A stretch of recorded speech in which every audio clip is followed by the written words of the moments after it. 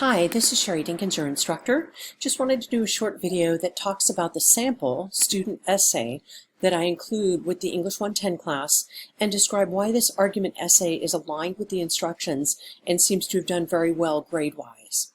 So as we're looking at instructions, there's a lot of different things you'll need to keep in mind. It's exactly 5 paragraphs long. There's an introduction paragraph with a strong thesis statement at the end. In some high schools, they have you put the thesis at the beginning. That means you're then repeating your reasons over and over again. So we're going to try this, which is a little more advanced, to put that thesis statement right at the end of your introduction for emphasis. There are lots of things that you can click on. The posting to the discussion board will show you, hey, here's a really good thesis statement. Here are some good topic sentences. Notice that the thesis statement is about somebody who must do something. So it's not something happened mysteriously. It's a very specific action. If we go back to this writer, it says that this person wants Governor Newsom to do a specific thing for his state to help them. It doesn't have to be from a governor. It can be a president. It can be a CEO of a corporation. There's a lot of different ways to go from your news article to a good thesis statement. So there's more instructions on how to write a good thesis statement that you can click on if you need it. So let's check back at the instructions real quick. It is looking for 5 paragraphs, and as you're checking here, you're going to notice introduction paragraph.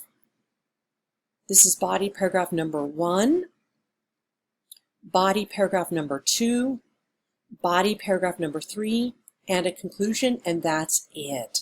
So there is a works cited page which has only things that are quoted in the actual argument essay. This is not just things that this writer read, it's things that he quoted in the actual essay. So it's different than sort of a bibliography or a list of sources. It's just the stuff that he used. And you notice there's more than 3. 3 is the minimum. He went above and beyond. And you'll notice that this one is from the ICC database. There may be other ones that are also from the ICC database. That one for sure is from the database. The other ones look like they're from other good sources. And so let's kind of keep rolling along here. There are sample introductions that you can look at.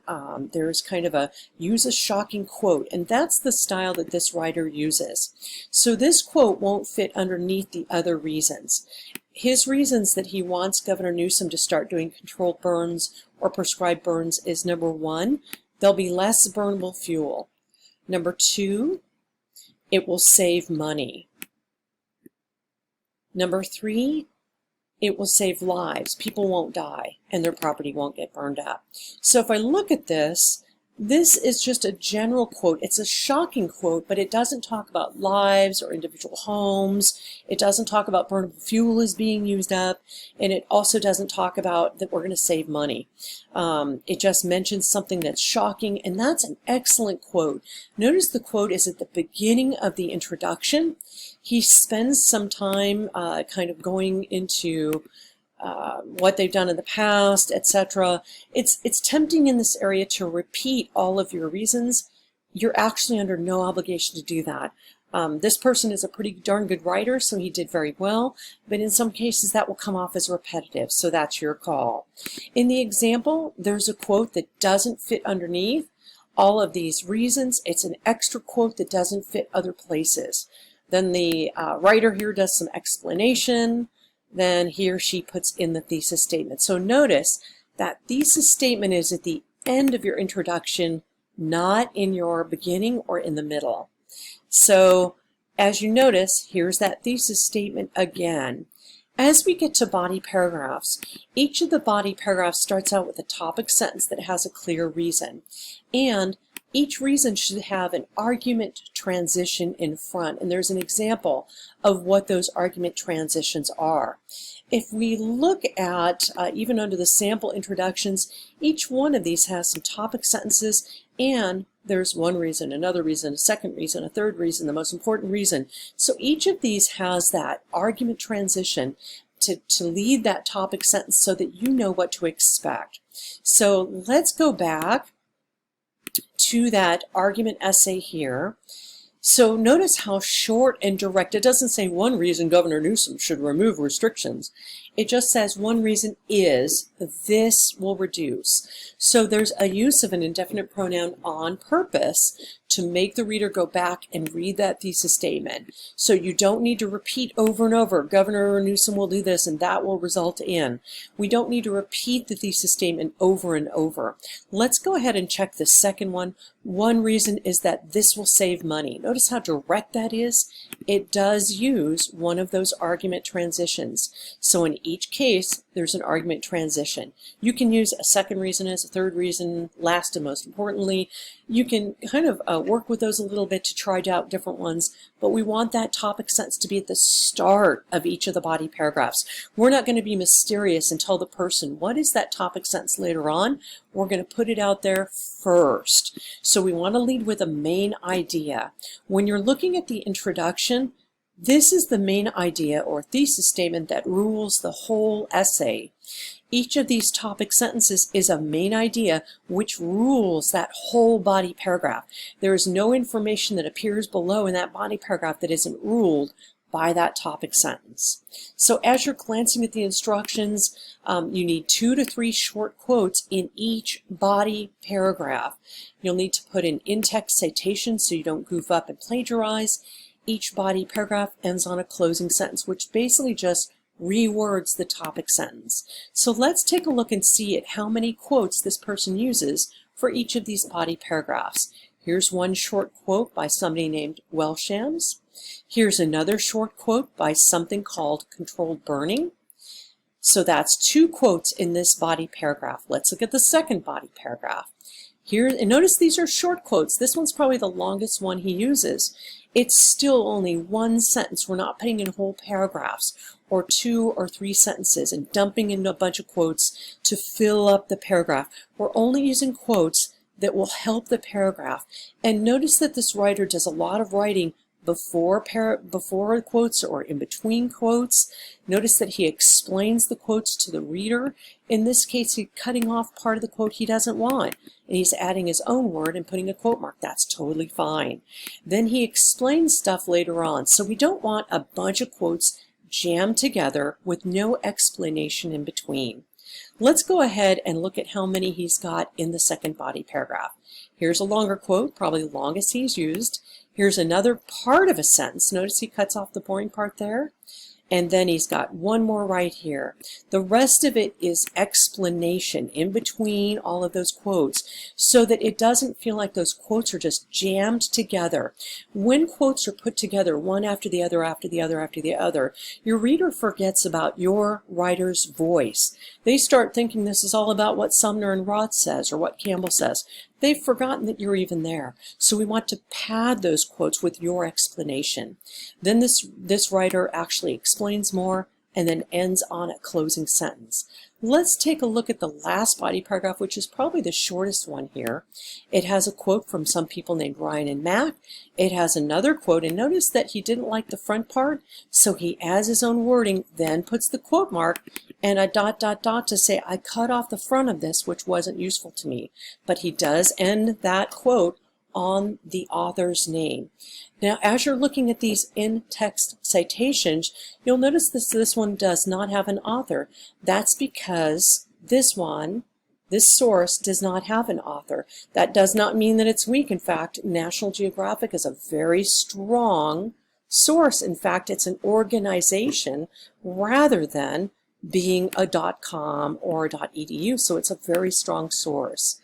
So as you're glancing through all of these sources, .ca.gov, that's a government agency. Maclean's.cad.news.canada, that's actually a magazine out of Canada. So these are all very reputable sources. Mother Jones is a very long-standing publication that even I've read. KTLA, that's a news organization. So all of these, CNET.com, these are news organizations. NPR.org, that's another news organization. .org means it's a nonprofit. When we get to this last one, this kind of unusual stuff here tells me that this came from the ICC database, and I can go back and find it if I want to look at it again. So as you're glancing through, you'll notice, yes, 5 paragraphs, introduction, 3 body paragraphs, and a conclusion. What goes into the conclusion? Conclusion is just a simple summary. It also hints at a deeper meaning, a deeper insight, so that your reader knows how important this essay is. When we look at this and we go down to the conclusion, you'll notice the conclusion is about as long as the introduction. Now, I don't measure these, but that tells me that it's most likely a pretty good summary. So here is a restatement of that thesis statement. He says it's a good thing, it's planned burning, so he's repeating it a little bit again. He also says their quality of life is going to be better. That's a deeper insight. That's not one of the three reasons, which is saving money, saving lives, saving property. And it also then states, hey, if California does this, maybe other states will follow as well. So when we look at these two sentences here, and they can be at the beginning of the conclusion, they can be in the middle, they can be at the end. But these two sentences for this writer are the ways that he is hinting at that there's something bigger than just this summary here. There is a bigger idea here. Now, he's not bringing in quotes to prove this. He is basically extrapolating. He's using sort of a wave upon wave upon wave. What would go further? What is bigger than what I've written about? And he's talked about it in general. That is what lifts this summary style conclusion to be a bigger idea for this writer. Then he repeats what he wants the governor to do again. Notice that the thesis statement is not copied and pasted. Those topic sentences are not copied and pasted. This is all written more organically to end this essay. So I've gone over pretty much everything you need to do. There's a minimum 1,000 words, maximum of 2,000, double spaced using MLA formatting. So if you're glancing at this, I have removed the student's name. I did get signed permission from him to use this to show you this semester. I removed his name there, but everything else follows modern language association. This is probably the longest title I've seen in a while. Most titles are 2 to 3 words, very general. They don't say, Governor Newsom must. That is what the thesis statement says. So although this may be the biggest main idea in the whole essay, this is also a summary of that big idea in several words, maybe 2 or 3 words, at the most 5. So I wanted to walk through this essay. I'm not saying you have to write like this student, you have to be exactly like him. I have other samples actually from other students that I haven't put up yet this semester, but I wanted to show you why is this aligned with the instructions. Why does it do so well?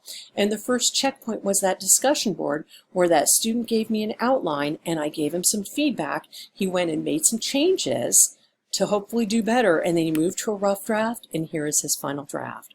So I wanted to go over that briefly for you in case you wondered, why is my rough draft so rough? What do I need to do that will make mine better? Maybe you're in the planning stages of your own essay. So this will help you understand how to write something that gets a good grade and is aligned with those instructions so you don't feel as frustrated, you're not struggling so much during the semester. Don't forget that the studio is always there to help you. We have free tutors who will walk through your essay. When you're working with a tutor, it's actually helpful to click on and show them the instructions. Notice how many videos there are that you can go through that can help you. Things you can click on. Here's the sample essay again. And you can also show them, here's the sample essay that Sherry said earned an A. How can I get mine to be more like the instructions? Maybe I need to look at how he put his quotes in, or maybe mine are a little bit different. But still, it's a good thing to look at as you're showing your tutor your rough draft. So thanks so much for watching this video. I appreciate your time.